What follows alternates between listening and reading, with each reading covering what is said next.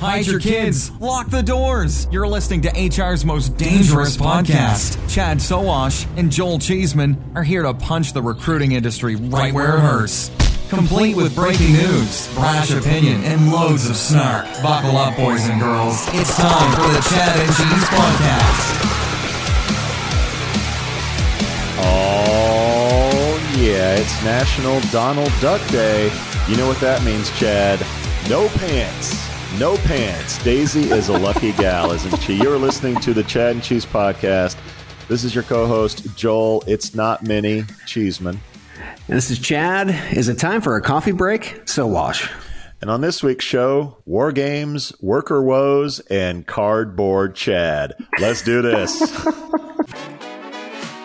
Hospitality is the heart of our society. It brings people together to share great food, drinks, and experiences. But successfully managing a restaurant or hotel is no easy feat. That's where Harry comes in. Harry is the frontline employee experience platform that helps you build, manage, and engage great teams. With Harry, managers can easily find and hire top talent, manage timekeeping, and communicate with employees at any time from any place. Candidates and team members can quickly and efficiently apply for jobs, swap shifts, and access important information entirely from their mobile devices. And Harry's robust employee engagement tools make team members feel more connected than ever. With Harry, as an owner or operator, you get a bird's eye view of your business, from turnover cost, labor cost, employee sentiment, compliance risk, and team performance. Run your business better by understanding the power of your people.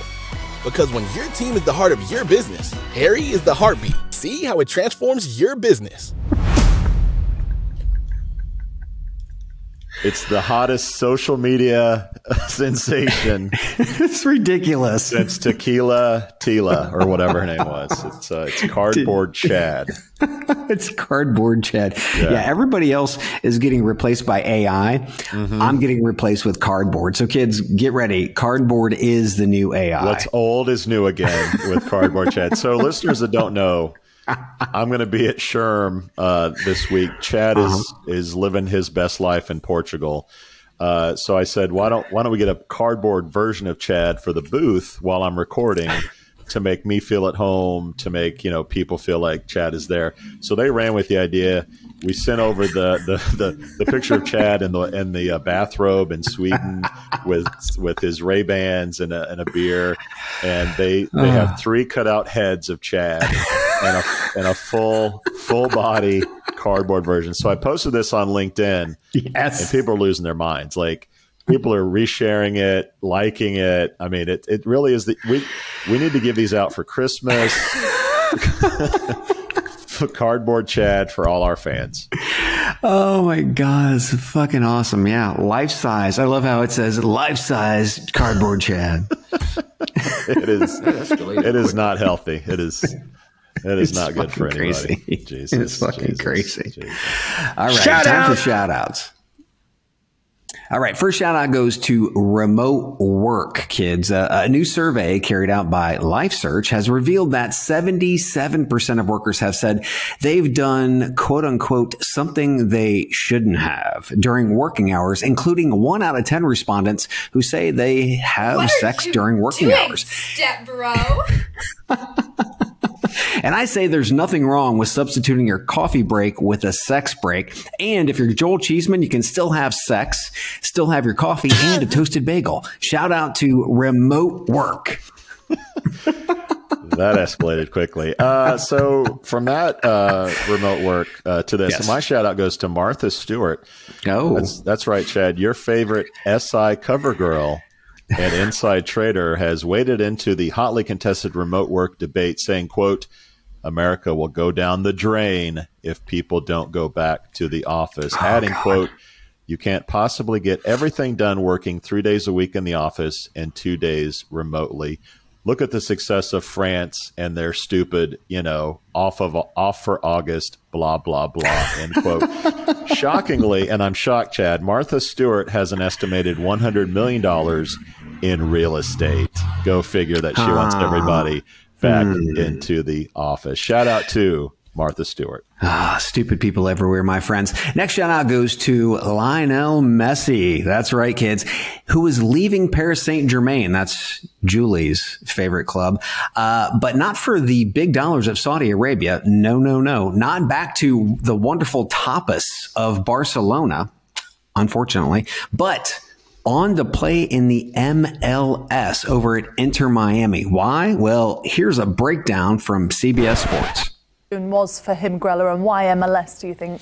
I think in the end, although it's Lionel Messi and you would think, okay, he's got a billion options, this was what it seems was the best one, obviously because he chose it. But I think Saudi just represented a lot of money and maybe not the big picture that he was looking to. And Inter Miami presents to him profit sharing, a bigger picture, ownership, maybe similar amounts of money.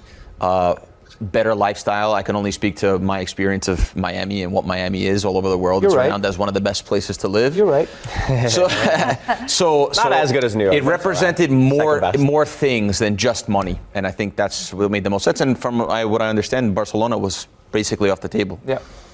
From a business side, though, he's getting a percentage of the club, I was just reading, and percentage of revenue for Apple. Apple and Adidas. That's incredible. Like, you get the money, too. You get the lifestyle. Your kids get to learn English. It's the best of all worlds. In Miami, baby. Benvenido. Miami. Yeah. So Apple, Messi's share of revenue through the MLS season pass. That's the prospect that they're talking about. Adidas offered a profit sharing agreement that could cut him into any increase that they see in resulting in MLS profits within his involvement. So I'm sure there's some strings that are there. But yeah, Messi coming to the U.S., the greatest soccer/football player ever to play the game, coming to Miami. And I'm sure he will finally make soccer popular in America. Let's see. We had Wayne Rooney came to town. Beckham came to town. That Zlatan guy came to town. I'm not saying that, Craig. So I'll give you this. If Messi can't do it, Pele couldn't do it either, by the way, although that was 100 years ago. If Messi can't do it, maybe it can't be done, because if the best player in the world can't, now Ronaldo might have a better shot because he's foxy like that. Messi doesn't really have that sex appeal that the Miami folks love. And Miami's kind of a weird fan base anyway. They kind of show up, they kind of don't. So we'll see how this plays out. But homie's getting paid. That's the bottom line. And, I mean, ownership, and then being able to get all that Apple and Adidas cash. There's some good options there. Not to mention, you're talking about Cuban food, great tans, hot chicks, and what else? Miami. Welcome to Miami. Will Smith's there all the time. Come on. Sure. Cuban food. Coming to America, baby. Coming to America. The American dream is alive and well for Lionel Messi. Too awesome. Love it. All right. Well, from something that makes sense to something that probably doesn't make a lot of sense to a lot of people. I'm taking crazy pills. All right. My shout out goes to Tony Fadell. Who the fuck is Tony Fadell? Well, you've probably heard about Apple's new VR headset dubbed Vision Pro. Yes. Reviews were mixed, but Tony Fadell, a guy who played a key role in the development of Apple's iPod, said he doubts the pricey gadget will gain wide acceptance, saying, quote, Apple's Vision Pro is a technological tour de force, very impressive, but with the consumer apps and marketing for $3,500 with a 2-hour battery life, Apple has truly, quote, jumped the shark. Ouch. Chad, I know you're a big Apple guy. Any opinion on Apple's new Vision Pro, which doesn't have a snowball's chance in hell of ever being owned by you, by the way? No. I don't. Have they been paying attention to Facebook? I mean, now Meta. I mean, I don't understand any of this. It makes no sense whatsoever. So, yeah, the big thing right now is being able to automate ChatGPT. It's like you find what is working and you roll with it. Google's doing it with Bard right now to be able to change search with generative AI, and then they come out with a fucking ugly pair of glasses. Yes, you can see through them. Wow. Is that the innovation that we're going with here? A heads-up display? I mean, I don't know. I will not own a pair. I learned a valuable lesson in the early days of the internet, Chad. Yes. PPC drives the internet. PPC, not pay per click.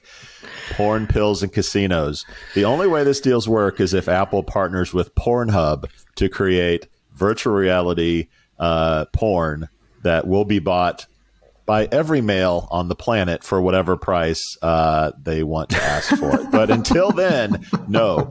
Looking at the stars with this thing on my head, not doing it. Which is basically a ski mask or ski goggles. They are. I don't know, man. Oh, I want my VR to work, but I just don't. I don't think it's going to happen. Yeah, no, I think it's cool tech. I just don't think it's practical. My last shout out goes to Dina Perro for sending us some podcast love. She calls the Chad and Cheese quote the most enjoyable real podcast she listens to, and that she loves the new YouTube podcast. That's right, kids. We are on YouTube now. You go to YouTube. All you have to do is search for the Chad and Cheese podcast. Click on the channel. Subscribe, and Dina, for all of that, you get a free T-shirt. Oh, free T-shirt! She's gonna love that. Love that. So we've gone from voice to audio. Basically, we're going deep, Chad. All right, so wait a minute. We got to give Serge Boudreau a little credit for that sound effect, because he's feeling a little slighted because he sent that just the tip sound effect to us that we use all the fucking time, and he's not allowed to on his show because Shelly won't let him, and we use the shit out of it. So thanks, Serge. We appreciate it. It's pronounced Serge. Hey, Doc Williams, do that movie. Don't Canadians. wreck our show, you hoser. Carry on. All right. So speaking of great stuff, free stuff, whether it's YouTube or stuff that you can drink or put on your body, you gotta get free stuff from us, Chad. We're giving away T-shirts from JobGet, bourbon from our friends at Tex Kernel, beer from Aspen Tech Labs, and if it's your birthday, we're giving away rum, sponsored by our friends at Plum. But you gotta play if you want to win. You gotta head to chadcheese.com. Click the free link. Yeah. You might get some really, really cool stuff, people. Really? Can you what feel time the is tension in the air right now? Sounds like it's time for some birthdays. I can feel it all the way down in my plums. All right, you know what that means, Chad. We've got some birthdays this week, another trip around the sun, and some people that could win some rum from our friends at Plum. We're talking about Christina Bucciu, Fishers, Indiana's own Mark Anderson, Scott Allen, Aaron Kotef, and Philly Nancy Barasavoy all celebrate another trip around the sun. Nancy from Philly. Miss Nancy. She hasn't reached out in a while. Yeah, she's got stuff. She's got like 80 kids or something. They're busy in Philly. Yeah, guess what's next? They got a lot of smoke in Philly. Thanks, Canada. Guess what's next? Oh, travel, Chad. Time for travel. Right. That's right, kids. This is the 2019 Chad Cheese Wreckfest shirt. That's right. You can only see them on YouTube, kids. We are going to Wreckfest in the UK, in Nebworth, July 6th. All hands meetings happening there. That's right. Talent acquisition leaders taking their entire fucking team. Why? Because you need time to get together. You need time to bond. You need time to learn. With a little beer, a little Chad and cheese, maybe a little Hung Lee. That's just a tip. But you got to be there. You go to chadcheese.com, upper right-hand corner, click on events. Still time to register for that event, and plenty of time. Well, not enough time. You should go do it now. Register for the Wreckfest in the U.S. happening on September 13th and 14th in Nashville, Tennessee. Again, Wreckfest is nothing but a party for your entire fucking team. We're going to bring our whole team. I mean, Cold Cheeseman's coming to London. Leavin' coming to London. Joel, myself, and Queen Julie coming to London as well. Anybody else from our team Don't coming? forget our favorite Scott, Stephen McGrath, which is sure to upset all the Scots that listen to this show because we better have a T-shirt for him. Sensitive. Scots we better are so have a T-shirt for him. Yeah, he's going to be. He's sensitive. He's a ginger, for God's sakes. It's in the mail, Chad, and I'm tracking it. It's in the UK as we speak. So thank God. Fingers crossed it will get to Stephen's barrel-chested upper body by the time Wreckfest hairy is little there. hands. Yes. Yeah. So you're in Portugal. We mentioned this at the beginning. Yeah. I will be at Sherm next week. Ooh, I'll be in the Aaron booth. Did I say Janet Jackson was going to be there? Oh, yes, Chad. Not only Cardboard Chad, but Janet Jackson will be there. By the way, Janet's married to me. She just doesn't know it yet. And by the way, it's more like the 1992 Janet with like the hands over the boobs, but she's always that Janet in my mind. But anyway, that's great. Hopefully I'll see her. If you're going to Sherm, if you're in leadership, I don't know how the tickets are being doled out. Like if someone can hook me up with some Janet tickets and some backstage VIP passes, I think you can get some. That'd be great. But I will be there doing some interviews. Cardboard Chad will be there. I'll be there. The gang at Aaron will be there. Booth 2801. Come say hi, and we'll have T-shirts. Chad, you know how people love them T-shirts. Some exclusive T-shirts from our friends at Aaron. Booth 2801 at Sherm. I'll see you in Vegas. Viva Las Vegas! Viva Las Vegas! All right. Well, let's go ahead. I bet Cardboard Chad gets backstage tickets before you do. Cardboard Chad will get much luckier than me for sure at that. Oh, God, this is going south fast. Yeah, we got to get to some news before this goes really south. All right, let's talk about some Indeed news. All right, more tomfoolery at our friends at Indeed. A source shared a document from Recruit Holdings, Indeed's parent company. Quote, I currently work at Indeed.com, and I'm a big fan of your podcast. Well, we're a big fan of you too, Mr. Anonymous. The intel is that after Indeed did their layoffs just last week, we found that their board of directors wanted to increase their own compensation. So basically, it was like laying off 15% of our workforce just so the board of directors could get 15% more salary increase when they already earn close to $1 million annually. Specifically, directors have an annual salary pool of $10 million and want to raise it to $11.5 million. But wait, Chad, there's more. There's more. Japanese media reported Recruit Holdings apologized this week for employees posing as students and making inappropriate remarks during some 20 or more online seminars. Recruit acknowledged the dishonesty and inappropriate behavior and expressed its commitment to preventing future incidents. Sure. Another week, another fuck up in the Indeed family tree. Chad, what's your take? Yeah, they got caught. I mean, that's what's happening here. Whenever they get caught, they say, "Oh, I'm sorry," and then they try to fuck up again. So we actually got a link to the Recruit Holdings 2023 notice of annual shareholders meeting, right? So this is just the notice that's going out, what they're looking to talk about, try to give a little preemptive, idea of what the meeting is going to be about.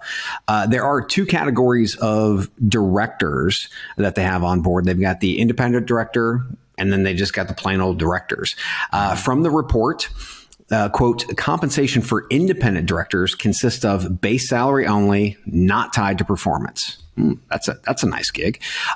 Currently, directors have an annual salary pool of $10 million, and Recruit Holdings wants to raise it to $11.5 million, a 15% increase. In tandem, Recruit Holdings wants to take those independent, non-performing motherfuckers and take their potential from $720,000 to $2.2 million. Max compensation. Why the raise? Well, they say they need to be competitive and raise it. And also they're looking to raise the number of seats on the board. What the fuck? I mean, this is what happens when nobody is actually in charge of a board. Right? They just get to do whatever the fuck they want. They hire their buddies. They get to add more seats. They chop some heads. They raise anxiety. And then they just go ahead and raise executive wages. From my standpoint, and again, I'm not, but if I was in leadership at Indeed, this would be a huge, you can't do anything other than lead an uprising, a mutiny, and get the fuck out. I mean, that's the only thing you can really do. Yeah. I don't know what else you do. Doesn't anyone notice this? I feel like I'm taking crazy pills. So, Chad, rich people are going to do what rich people do. And remember buybacks. We'll talk more about that. Buybacks were popular for a long time. And what happened was companies would get government bailouts and then do stock buybacks. Yeah. Which, people don't like. So let's figure out some new financial engineering. Let's lay off some people and give ourselves a raise. Ooh, that's going to bypass all the PR filters, isn't it? Every time. Look, the disparity between rich and not so rich is growing. This is indicative of that. No matter what kind of laws or PR hits that you take, companies are going to find ways to pay the rich people more money. This certainly isn't like, we're paying them more because we don't want them to be a board of director on another company and leave us. Like, people don't leave boards like that. This isn't like, retaining top talent. No, this is just rich people getting richer, and it's just the way it is. And fortunately, people like us can call it out because we have fans that are willing to give us the inside info on what's going on at the company. So, fuck Indeed again, as they cry all the way to the bank about the news. Now, the Japanese story. Yes. Now, this was kind of just like weird. You and I don't necessarily tune into the Japanese media. I had to translate this page. Even then, it didn't come across very well. So I'm not.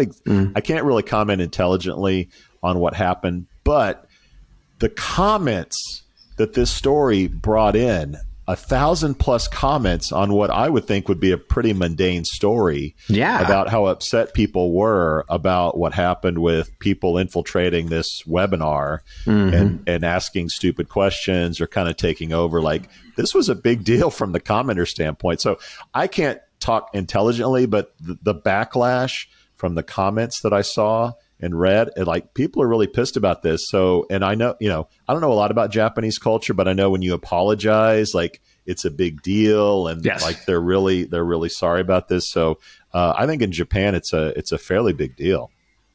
Well, they were talking about having shills, which pretty much employees that were feeding into asking questions, and then also in the chat section, starting to berate some of the individuals who were really supposed to be there. So yeah, I mean, again, in the US, I think we're kind of used to this because of all the fucking trolls. But we don't quite have the respect culture that seems like Japan does. So this is a big deal. And when, again, like you'd said, when I started reading that, I'm like, sounds pretty common over here in the States, but apparently in Japan, not so much. Yeah, in the States, it's called marketing. In Japan, it's called rude. So there you go. There you go. All right, Chad. HackerRank has launched an advanced plagiarism detection system powered by artificial intelligence. The system analyzes coding behavior, submission patterns, and question features to identify potential instances of cheating with 93% accuracy. By leveraging AI, HackerRank aims to ensure fair assessments and provide developers with equal opportunities while upholding assessment integrity. The company acknowledges the transformative impact of AI on the developer community and is committed to continuous improvement in its detection system. Chad, what do you make of all this plagiarism? Get the big applause ready. Remember playing the whack-a-mole game at arcades or maybe even Chuck E. Cheese? That was more your style. Bravo to HackerRank for whacking this mole quickly. Now the challenge will be whacking the next one, then the next one, or will this even be necessary in a few years, especially since AI is becoming a part of the coding process? So with the prospect of all coders being equipped with Gen AI as a co-pilot while developing, this whole thing seems good for now. It seems like it's not really a Band-Aid, just kind of like a small bridge that we're just not going to need. So the real question is, how fast will bots take over coding? Shall we play a game? It's so funny. So, like, everybody listening and watching, we don't share notes before the show. I literally wrote whack-a-mole on my notes. So you stole my whack-a-mole thunder, Chad. Thanks a lot. Sorry about that. So 82% of developers in a recent survey think AI will change the future of work. 82%. Well, no shit. Well, if developers who are at the front lines of this think it's going to change work, then it certainly probably Easily is. And this is a whack-a-mole situation. This is the spammers, and this is the black hats and the white hats fighting it out. Plagiarism. I mean, ChatGPT is on a whole new level. I'm hearing talk about students. There are programs that will put misspellings in your ChatGPT to make it look more human, and this whole thing is going to go back and forth. Now, in our industry, what typically happens is we say we have it, and people just believe that we have it, whether it's AI or ML or big data or SEO Vaporware, or mobile. Like people just say, like, check it off because we have it, and nobody really takes them to task. So that's going to be an issue in our space of people saying they have plagiarism detection, and whether they really do or not. Who's going to audit that? Nobody. People are just going to, I guess, rely on their network and podcasts like ours to figure out who's good and who isn't. Now, if you're a buyer of services like this, I think it's a totally fair question to ask: how are you detecting AI generated content? Whether it's a cover letter, whether it's the resume may not as big a deal, but pre-screening questions, like things like that. You need to be asking questions of your vendors because there's a chance that you're going to fall prey to content that is AI generated if there's no body policing it. I'm sure there are already APIs out there that people will be able to plug this stuff into their solution, which is $1 million idea, by the way, Chad. If you can create an API to like monitor all this AI content, then you've got a boat with some hose on it, if you will. Yeah, this is just something that's going to be. This is the future. Like, black hats, white hats fighting it out. Like you said, big applause to HackerRank.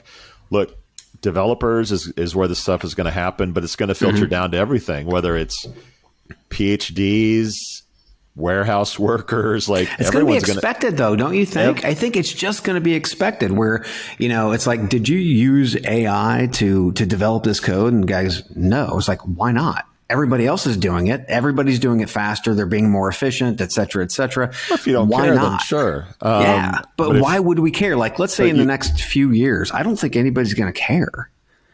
Well, you wouldn't hire a journalist that just submits AI-generated content necessarily. Or you may not hire a coder whose job is to write code.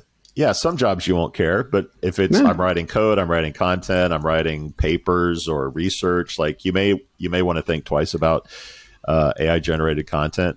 Dude, this is the Wild West. We talked to Ryan at Veritone this week. Like he even acknowledged, like, this is just going to be Wild West stuff. Things will get figured out. But for now, hats off to HackerRank for at least acknowledging this is happening and providing some guardrails to protect their customers from getting crappy developers into their system. Let's hope.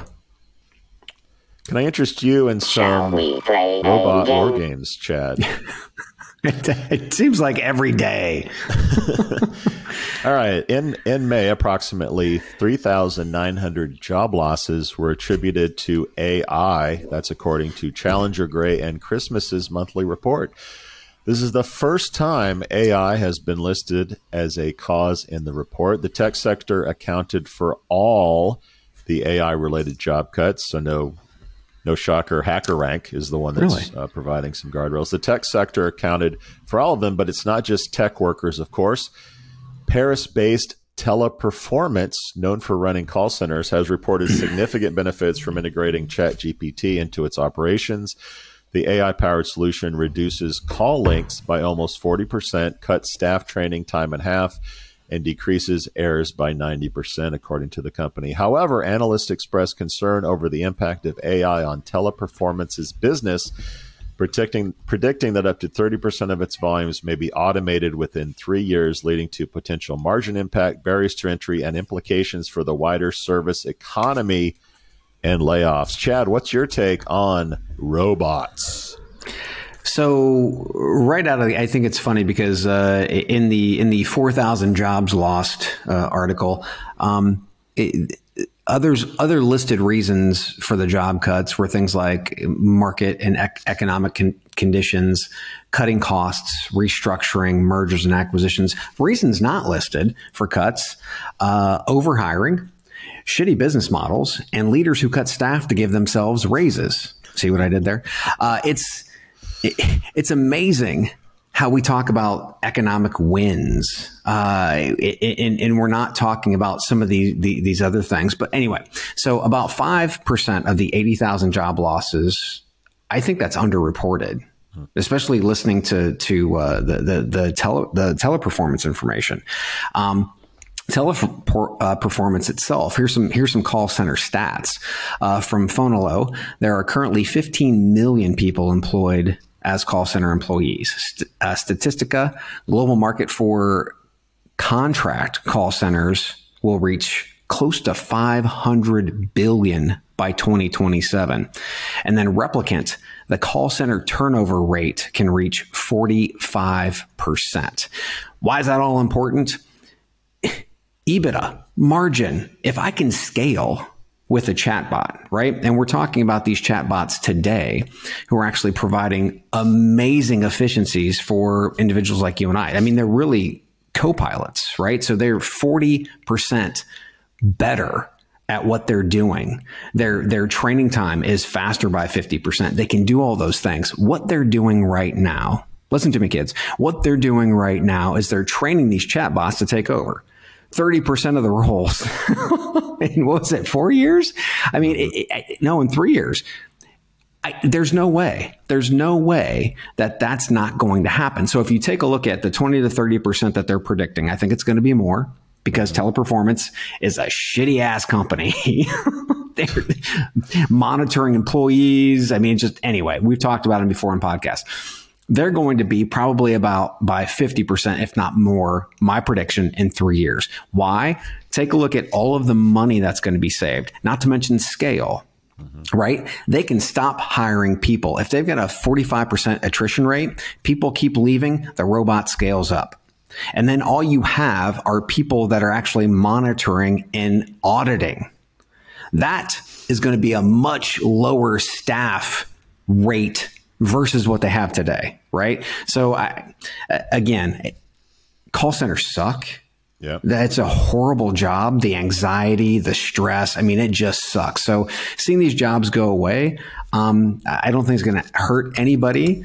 But we've got to be able to take a look at what's the next thing for these individuals to do. Plumbing, AC, maybe being the auditors or what have you. Who knows? But we're going to have to create some jobs quickly. So yeah, up to 30% of their volumes will be automated in 3 years. How about in 5 years? How about in 10 years? How soon before we get to 100% or 90, 80 plus %? That's going to be a lot of unemployed call center workers. Yeah, it's a lot of margin. Yeah, that's an incredible speed at which this shit happens. Yeah. So historically, change comes at a snail's pace. You know, from walking to the horse to the buggy to the car. That stuff took decades, if not millennia in some cases. People had time to sort of adjust, figure it out. New industries came along, new businesses, new technologies. What I'm fearful of is this is not quicksand. This is the floor crashing in on all of us. And there are a lot of things to consider here. Number one, you know, how do people handle that? That's incredible change. People don't like change. They really don't like change that happens fast. Number two, how do governments handle it? Governments move at a snail's pace, right? Like checks and balances. Unless you're an authoritarian government, it takes years, if not decades, for changes to happen. Number three, how does the market handle it? You mentioned the stock prices in these articles, and we've talked about who is the company with the college courses that talked about AI taking they're being affected by AI. Chegg. Yeah, so Chegg stock crashes from that news. Number four, whether or not job creation and upskilling can happen fast enough to keep the pitchforks at bay. These are all really important questions because things are happening at a quicker rate than they ever have, and there's going to be some bad consequences. You, on our newsfeed, our private newsfeed about the show, had an avalanche GIF as part of this story. Well, interestingly, Chad, you have about 15 minutes if you get caught under an avalanche to be saved before lack of oxygen, cold temperatures start really fucking your shit up. That's not a lot of time, and an avalanche, I think, is a perfect metaphor for what's happening here because we only have a short period of time to dig ourselves out of this before people start dying and losing their shit. So that's all I got on that. That went dark quickly. I'm sorry. I think the only ones that are going to save us in this one are the Europeans. They're the only ones who are actually looking to try to stifle. Right? You might see the stifling progress, but there are guardrails that need to be put in place just in case. I mean, we have to work on those contingency plans. And guess what? Nobody's working on fucking contingency plans. And the U.S. sees cash. And that's what we're built on. Unfortunately, we're not built on. I mean, the people build the cash, but that's not how we see things. So, we're not going to be fixing this. I don't think anytime soon. We're going to have to look for Europe to actually fix this for us, which really fucking sucks.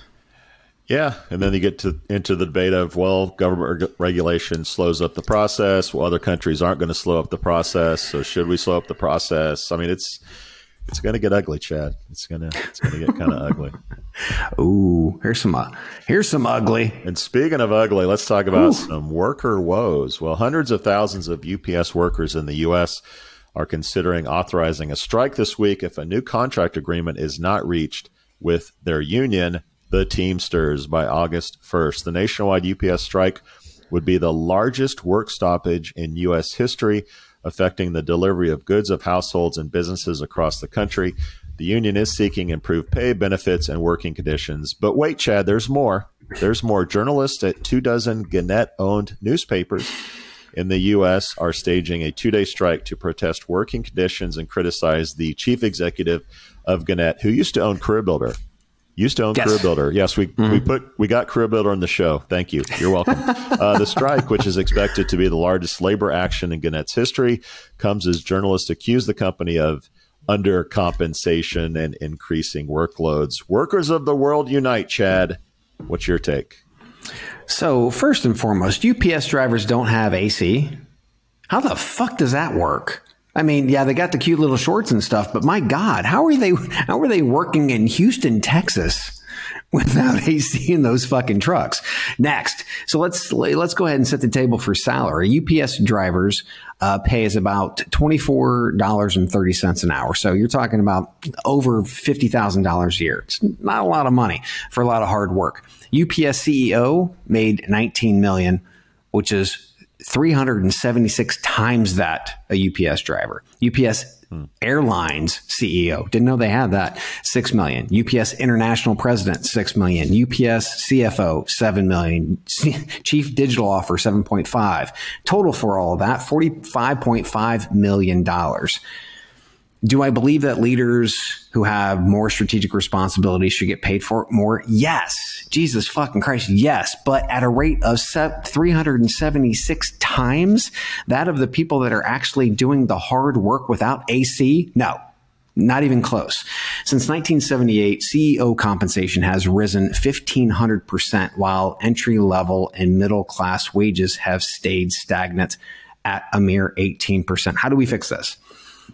Do we reverse trickle-down economics, or do we just make sure that CEOs can't get paid an estimated 30 times more than that of their lowest entry level worker. Right? If that was the case, taking the driver in this case, the CEO would make $1.6 million a year. Who can't live on $1.6 million a year? That's what we've become, right? We've got to really focus on fair.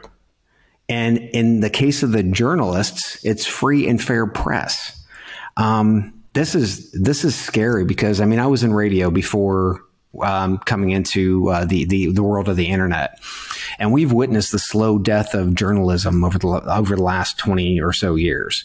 Because who actually funded the journalists? Well, when readership was high, advertisers pay. When listenership was high, advertisers pay. When local news viewership was high, advertisers pay. We stopped reading newspapers, listening to local radio, and watching local TV. Why? Instant access. CNN, Fox News, MSNBC, 24 hours, instant access. Traffic reports that we used to watch or read or listen to on the radio, it's on my phone, instant access. Weather reports, instant access. Free news on my phone. I don't have to pay for that paper anymore. Free and fair press has been strangled by free access. And that is what has killed journalism. And kids out there, I can't say how much journalism, local journalism, and national too, but mainly local journalism, holds politicians and community leaders' feet to the fire. And if they're not there, they will continue to run rampant if we don't have journalism and a free and a fair press. That's the scary part of all of this. Chad, that was really good, Chad. Thank you. You should run for president on that platform. I can't say it better in terms of local journalism. I will add that you remember the Representative George Santos, who's maybe the House's biggest douchebag and liar, was uncovered by local news. It just never got traction. That's the kind of shit that happens when you lose your sort of local media and your journalistic foundations. I do think it sounds a lot like the Hollywood writer's strike. Anything where corporations can replace people that do writing with automation is gonna suffer. There's just no two ways about it, and money is not going in to support headcount. Whether it's, I mean, employers like classifieds had a huge impact on local news and newspapers. Yes. Like we have some blame for that, but I don't see how the journalists win and come back in this. I just think it's a failed push to make Gannett or any newspaper company pay you more money. I do think that the UPS story. By the way, I love that we're bringing Teamsters on the show. Like we haven't had a Teamsters Jimmy Hoffa reference in a really long time, and that feels to me like an old school labor versus capital sort of fight. And there's a perfect storm of we're getting more stuff delivered to us than we ever have. Oh yeah, we have logistical supply chain issues. Hard work. The work is hard and it's more valuable than ever. And then you have the fear of competition. Now, generally, competition says, "Well, we'll just okay, you want to quit? Go. We'll just hire FedEx people, or we'll hire other services because they're workers." What's happening is people who have contracts with UPS are saying, "Well, fuck, we're going to go to FedEx, we're going to go wherever. If you guys can't do the job." So there's leverage there that the labor unions at UPS haven't had in a long time. And this is just an old school labor uprising to say hey, finally the power's in our corner. We're going to fight for better wages, benefits, etc. So I applaud them and hope that they get what they want from that perspective. Journalists, history is not on your side. It's not good for you. Kids are looking to get into journalism. Don't do it. Do podcasting instead. It's much more fun, and there's probably more money in it. We'll be right back.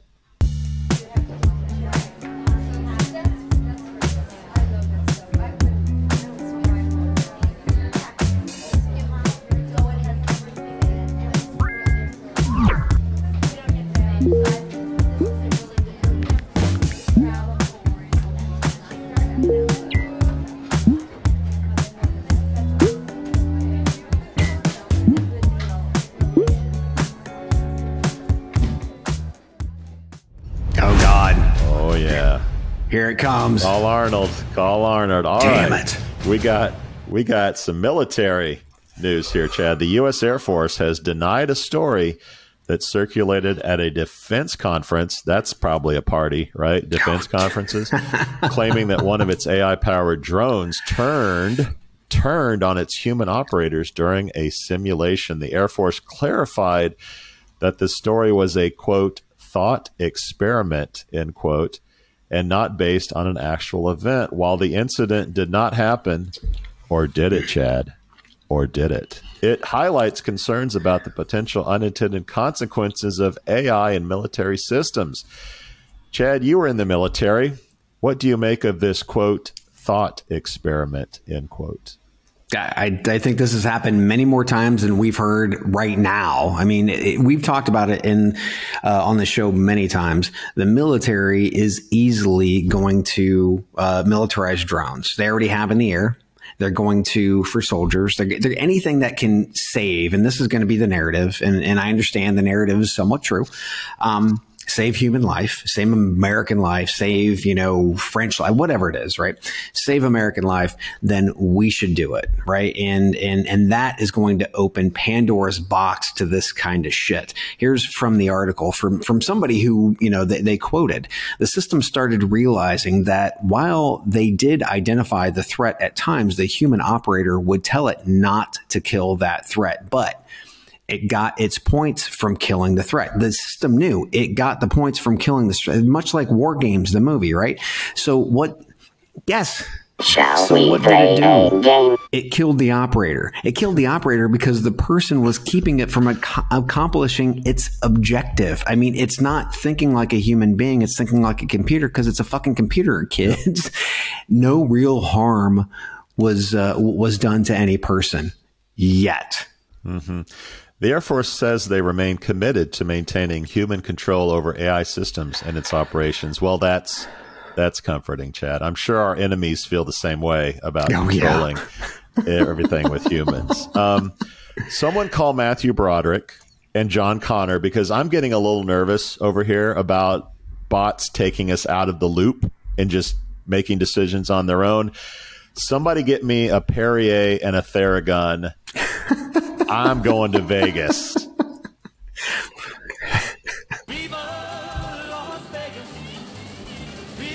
See it, Sherm, Cardboard Chad. We out. We out. Thank you for listening to, what's it called? The podcast. The Chad. The Cheese. Brilliant. They talk about recruiting. They talk about technology. But most of all, they talk about nothing. Just a lot of shout-outs of people you don't even know, and yet you're listening. It's incredible. And not one word about cheese. Not one. Cheddar, blue, nacho, pepper jack, Swiss. So many cheeses, and not one word. So weird. Anywho, be sure to subscribe today on iTunes, Spotify, Google Play, or wherever you listen to your podcasts. That way, you won't miss an episode. And while you're at it, visit www.chadcheese.com. Just don't expect to find any recipes for grilled cheese. It's so weird. We out!